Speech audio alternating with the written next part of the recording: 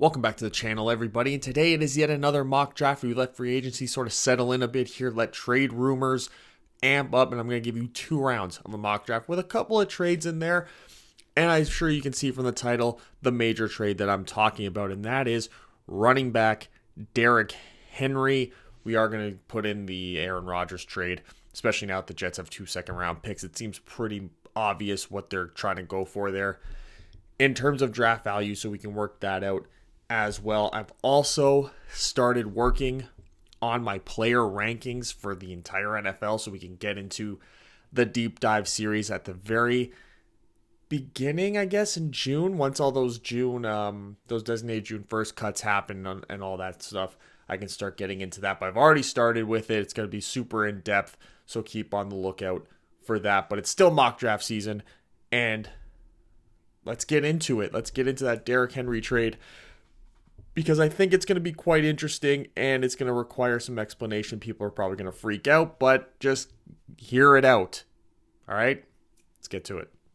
So let's start with the giant elephant in the room, the Tennessee Titans and the Arizona Cardinals. With this trade, and the Titans moving up to the 3rd overall pick. And what I used was the 49ers Dolphins trade where they traded up to get Trey Lance. They swapped first, and then it was 2 extra first round picks and a 3rd round pick that got the 49ers up to number 3. So I was looking at that and I go, okay, 11-3 from 12-3, 11-3. So there's the swap of the first round picks, the first round pick extra, the 3rd round pick extra, and then I gave running back Derrick Henry, who, when you look at it in that context, I have valued as a 1st round pick.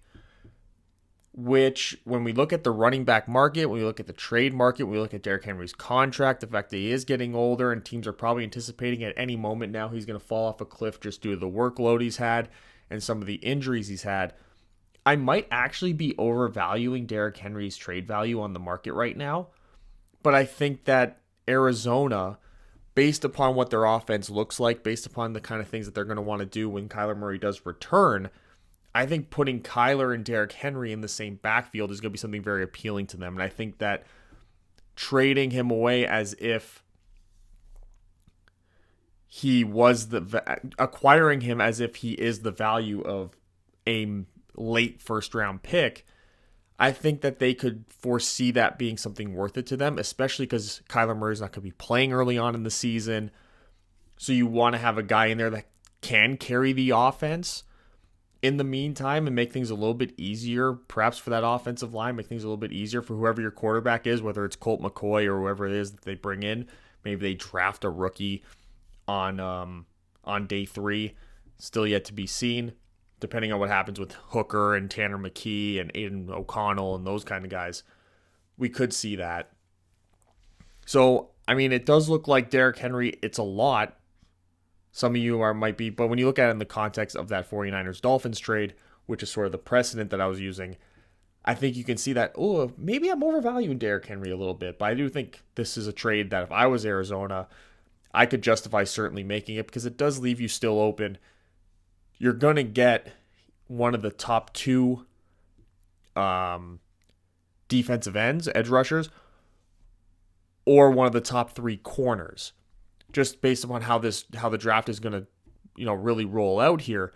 Or you're in a position to get the top tackle in the draft. So you're going to be still in a really good position. You've acquired all this extra draft capital as well, and you still have that early 2nd round pick where you can acquire either an edge or a corner, because those are 2 deep classes that they have right now in this draft. So getting these extra picks moving back or getting Derrick Henry in the process, and the Titans get to move up. They're going to take a quarterback, obviously. And I didn't depict this trade happening because I only did the 2 rounds, and I don't think they'll get better than a early day 3 pick for him. But I do anticipate, if this move is something that is made, that we'll see Ryan Tannehill get traded. And I would say Ryan Tannehill probably gets traded for a 4th round pick, maybe 2 4th round picks. And I got that going to the Atlanta Falcons. So anticipate, I don't have it written out, Tannehill to the Falcons for a 4th round pick and then maybe a conditional pick. And then we look at the Green Bay Jets trade. Like I said, it looks like that's going to be one of those 2nd round picks that the Jets acquired. with the Elijah Moore trade. So I have it as written as the 44th. It's whatever one of those back-to-back picks plus a 24 conditional pick, whether or not Aaron Rodgers commits to coming back or not. And then from just going through the draft and looking at how it was turning out, do have some trade ups and trade downs. Green Bay trading up to 10 with the Eagles, who trade down to 15. They get an extra third-round pick in the process. The Giants trade up to 20 from 25. Seattle gets a third-round pick in the process. And then Arizona trading back into the first round with the Bengals, giving up a late third-round pick as well. So all these teams trading back in the first round, acquiring extra third-round picks for moving back 5 spots apiece, or I think 6 in the case of the Bengals. So let's get to it right here. The first 4 picks, because of this Titans trade up, they're all quarterbacks. And it's CJ Stroud going number 1 to the Panthers. It does seem like he's the guy that they're in love with the most. And I think that the deciding factor is going to be the size. Because I think that a lot of teams are seemingly valuing Stroud and Young at the exact same level at this point. And I think that the size will be the tiebreaker for the Carolina Panthers, or for most teams in general. So CJ Stroud goes number 1, Bryce Young goes number 2. And the Titans trade up to get Anthony Richardson. And that's the reason they traded up. That's the reason they traded up. They get Anthony Richardson, which leaves the Colts taking Will Levis, which I think has a real possibility even if Anthony Richardson is there, to be honest. I think there's a lot of stuff with Shane Steichen about, he's going to take Richardson and recreate the Jalen Hurts thing. I don't think that's necessarily true. That doesn't have to be necessarily true. You don't really know if Shane Steichen might want a more traditional passer like Will Levis, who he can maybe bestow some of that more, who has a better throwing base, kind of like what he gave to Jalen Hurts over the years. It might be a little bit easier for Will Levis. It might elevate Will Levis much quicker than it would someone like Anthony Richardson. I think the floor for Levis is higher than it is for Richardson, I think, obviously. Which leaves Seattle to get Will Anderson. Super easy pick for them to make. They're going to love sitting there at 5 and taking the best defensive player maybe in the draft. The only one that has an argument to be better is Jalen Carter, who with some legal issues maybe falls out of favor with a couple of teams. I don't think he can fall that far. I think Detroit would be silly to pass on him if he's there for them. So I got them taking him. Christian Gonzalez immediately becomes corner 1 for the Raiders, at least on the outside. Then Tyree Wilson, just the best edge rusher on the board right now, going to Atlanta. This run of defensive players after the quarterbacks, I think, is going to be a real possibility. Because you look at these 4 teams, I'm like, unless the Raiders go with one of the tackles, it's going to be a big run of defense here in the middle of the top 10. And we go now to number 9. It's going to be Paris Johnson Jr., the tackle from Ohio State. Tevin Jenkins and Nate Davis are your guards. Cody Whitehair could be your center. You could also decide to trade him away to a team that might be looking for an interior offensive lineman. And you got Paris Johnson playing the tackle position with Braxton Jones on the other side. And it's, again, I think this is the real final big investment you can make in Justin Fields, and then move on to the defensive side of the football, perhaps maybe get a running back on late day 2, early day 3 to pair up with Khalil Herbert, depending on what they do with the rest of free agency. But they've done a great job investing in Justin Fields. I think this would be the final big investment. Green Bay trades up. They got some extra draft capital, and they trade up, and they stick it to Aaron Rodgers right away by drafting Jackson Smith-Njigba, who now becomes the slot receiver with Christian Watson and Romeo Doubs playing on the outside, making things work for Jordan Love, and because they got to find out about Jordan Love pretty quickly. They have to pick up his 5th-year option, and then he's really got 2 years to prove himself. If he has an okay year this year, then they'll probably stick with him. If he has a garbage year, then they got to figure out a way to move on from him. There's the Cardinals who traded back. They get Devin Witherspoon, who immediately becomes, I think, corner one on their roster, kind of like with the Raiders. So they get a top line player while also acquiring extra draft capital and getting Derrick Henry. I think that's an amazing situation for the Arizona Cardinals.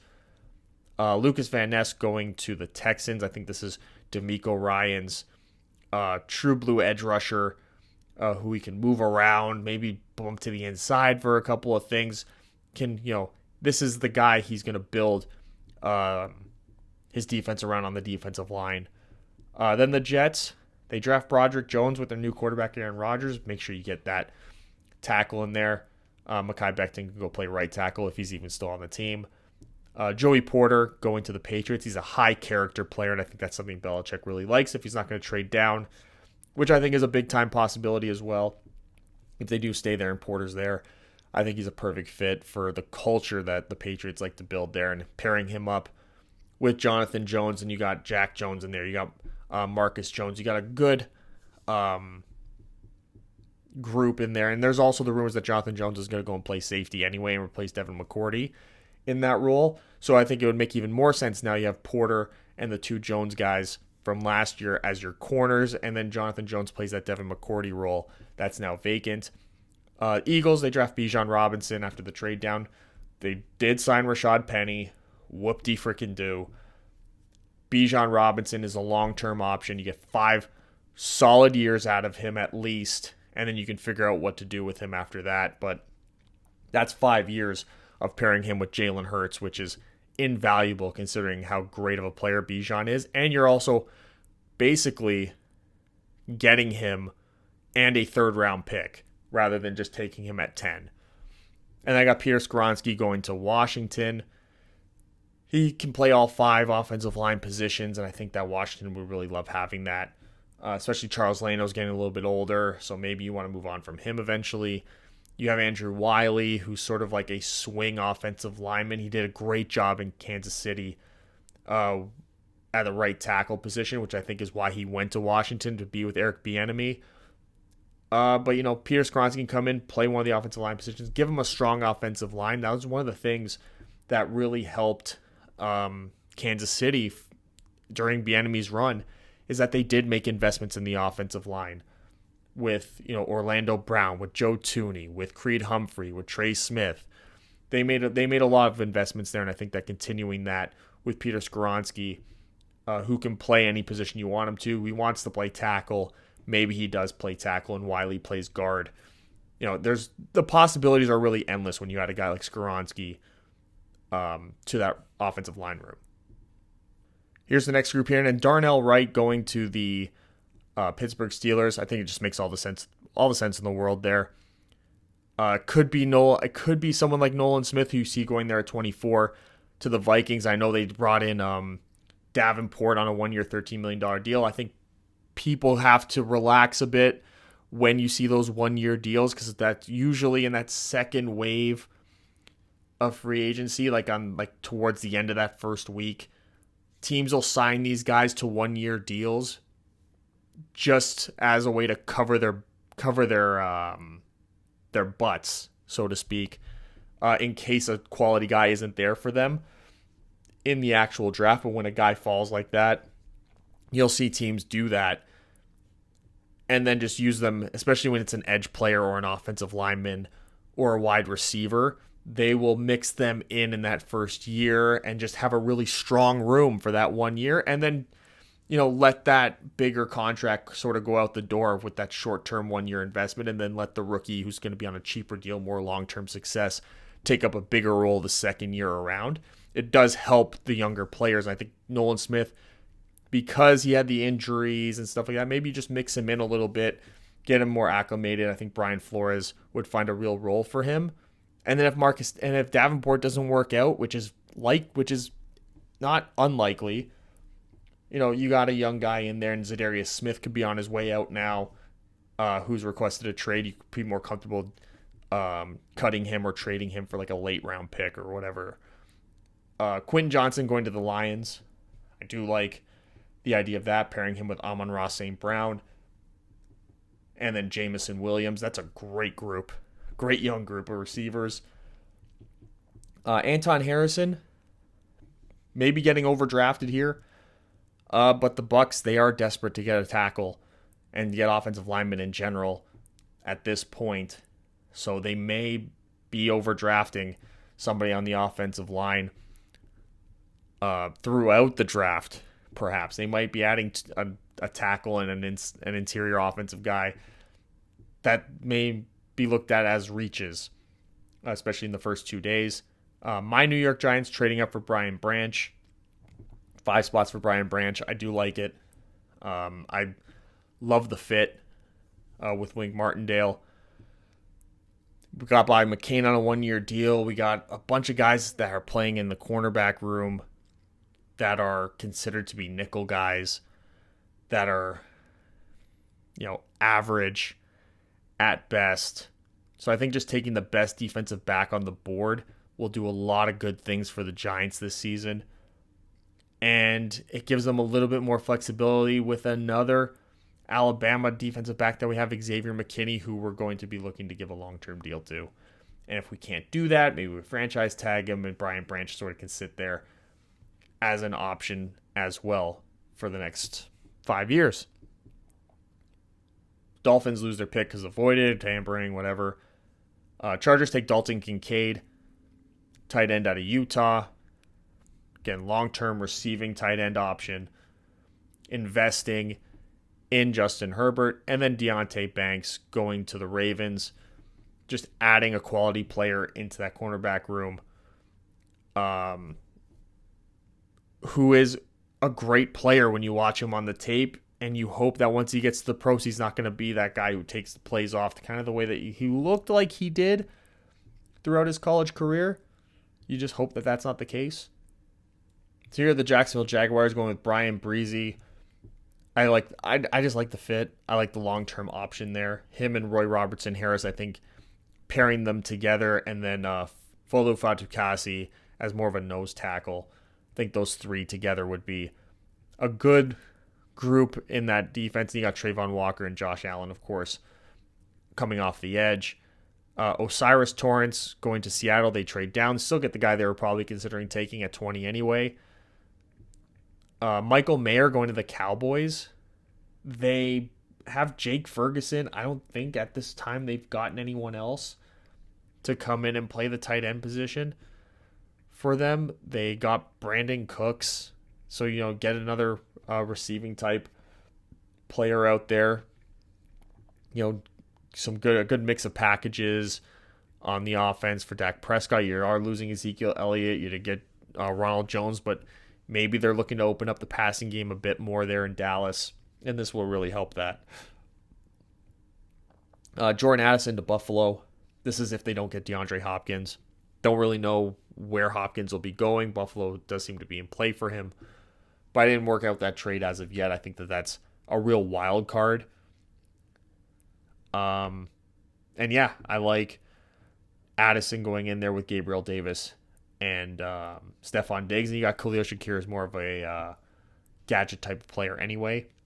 Arizona, they trade back into the first round, as I talked about at the beginning, to get Myles Murphy, edge rusher. So you walk out with Devon Witherspoon and Myles Murphy by simply trading back and then trading back up by giving up a third-round pick this year. You've got the extra third-round pick next year in the trade back. So you've basically...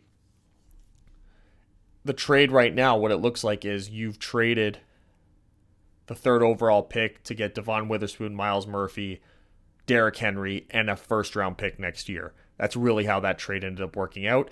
And I think Cardinals fans, I think that sounds pretty good, really, when you think about it. Myles Murphy, Devon Witherspoon, Derrick Henry, and a first-round pick next year to give up the third overall pick. It's really good value in the grand scheme of things. Potentially a number one edge rusher and a number one corner for the next 5 years. Zay Flowers going to the Saints. It's interesting, man. The Saints, I don't know. I don't know what they're going to do. That could be Jahmyr Gibbs also, who's basically a Alvin Kamara clone. But I do like Chris Olave, Zay Flowers, Michael Thomas sort of being together. And then you got that Shaheed kid who's like a really dynamic gadget player who could really, you can line him up in the backfield, you can line him up in the slot, run some ends around, get the ball in his hands on a screen. But Zay Flowers is a more traditional receiver. So I think that can really work out. And then Michael Thomas, if he doesn't perform, you can feel maybe more comfortable with him walking away and Zay Flowers taking up that role in the slot and just going to a more traditional slot player rather than a big slot the way you got with Michael Thomas. Kalijah Kancey going to the Eagles. Again, this is sort of like they brought back Brandon Graham. They brought back Fletcher Cox on one-year deals. So, again, sort of like the same idea with the Vikings getting Nolan Smith. Kalijah Kancey comes in. He plays the more three technique with Jordan Davis being now your nose tackle who is super athletic, so he can still rush the passer from that spot. But Kalijah Kancey now gets to sort of work his way in.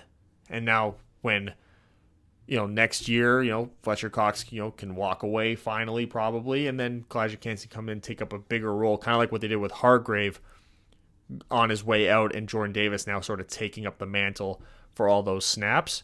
It's a good way. The Eagles have been really good at doing that. They let linebackers go, but they got Nakobe Dean. Stuff like that. And then DeJuan Jones going to the Kansas City Chiefs. He'll play the right tackle while Jawan Taylor apparently is taking up the mantle as left tackle. Whatever. You got two tackles now. You got your starting two tackles, DeJuan Jones, Jawan Taylor. Whichever side you want to play, either one. Decent shape. Decent. And we're here in the second round. We'll try to fly through this a little bit faster. Cam Smith, corner, going to the Steelers. Jalen Hyatt, wide receiver, going to the Texans. This is more of a long-term option while you got Robert Woods there as more of a short-term veteran option. Bengals traded back. They do get Darnell Washington, tight end. It's like adding a sixth offensive lineman also, really. Josh Downs, wide receiver, going to the Colts. You put him in the slot with Alec Pierce and Michael Pittman on the outsides. Really help out your new quarterback, Will Levis, in that sense. And then Will McDonald, edge rusher, going to the Rams. They got nothing. They got nothing in that front seven. It is horrific. Like I said, I was doing my player rankings. They got nothing. So whoever they get here at 37, whether it's an interior guy or an edge guy, he is starting right away, and he automatically becomes, outside of Aaron Donald, their best player. Keely Ringo going to Seattle. Mozzie Smith to the Raiders. And then Keon White going to Georgia Tech, who went to Georgia Tech, going to Carolina to be the edge opposite of Brian Burns. Yetur Gross-Matos can maybe move in to I believe they're running a 3-4 there as of right now in Carolina from the looks of it. I could be wrong, but that's definitely what it looked like when I was looking at their depth charts and stuff. So Yetur Gross-Matos can maybe go to more of a 3-4 defensive end with Derrick Brown being a more 3 technique or nose tackle. And then, you work in the packages also. Yetur Gross-Matos can play on early downs. Keon White could be more of your straight-up pass rusher. But they do need somebody opposite Brian Burns. That's more of a pure pass rusher. And Keon White's got that, Frank Clark type of look and feel to him. The Saints take B.J. Ojolari, edge rusher, LSU. As Cam Jordan keeps getting older, you're hoping that Peyton Turner is sort of his replacement, but you needed somebody who's actually, got some bend and can be like a good pass rushing type, kind of like what we just talked about with Keon White. I think that could be B.J. Ojolari staying in Louisiana. Could be a very popular pick. Jahmyr Gibbs going to the Titans. This is your Derrick Henry replacement. You're basically drafting Alvin Kamara here. It's weird watching Jahmyr Gibbs on the workouts and on the film. He does look exactly like Alvin Kamara. You could convince me it was Alvin Kamara. It's wild. If you haven't seen it, go watch it. The Jets, Drew Sanders, linebacker. The pick they traded for Aaron Rodgers. Green Bay takes Antonio Johnson, the safety, Texas A&M. Manuel Forbes going to the Falcons, automatically corner 2 there. Luke Musgrave, tight end, going to Green Bay. So again, just sort of sticking it to Aaron Rodgers. I kind of wanted, just to make it fun, to have Musgrave be the pick at 44, just to say like Green Bay traded Aaron Rodgers, took a guy that Aaron Rodgers would have been loving to have, who they never drafted for him, and then on top of that, trading up in the first round to get a receiver. I just thought that would have been fun, but I just, now I think about it, pretend I switched it. Pretend I switched it just because, I want Green Bay to be petty. Even though I love Aaron Rodgers and Green Bay's organization can, bite the big one. Matthew Bergeron to the Patriots. They need tackle help. And then Washington goes Tyreek Stevenson, cornerback out of Miami. Jumping right into that cornerback room. You need lots of them. Teams are loading up at receiver in that division. You got to keep up. And Tyreek Stevenson's got a high upside. His upside, I think, is going to do him quite well. He might even go higher than this. He could find his way into the late in the first round just because his upside is so high. Teams might want that fifth-year option on him. Lions go Jack Campbell. Straightforward. Felix Anudike. Uzomah going to the Steelers. This is sort of that third edge rusher in there, so you can work out what's going on with Alex Highsmith. Adeto Adebayor, defensive lineman, Northwestern. He's sort of like an inside guy, outside guy. I think they find a good spot for him there. Probably end up being more of an edge guy anyway in that defense. John Michael Schmitz, center, going to the Miami Dolphins. Connor Williams-Degree as a center. I think putting him at guard gets your best 5 on the field. I think that's really what Miami's going to be looking for, is get your best 5 on the field. Tank Dell going to Seattle. They need that third receiver, and a Tyler Lockett replacement at some point down the line.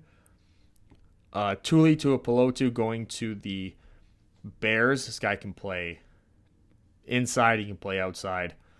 You just want quality players on that defensive line because they are pretty weak there. Not nearly as weak as the Rams, but they're pretty weak.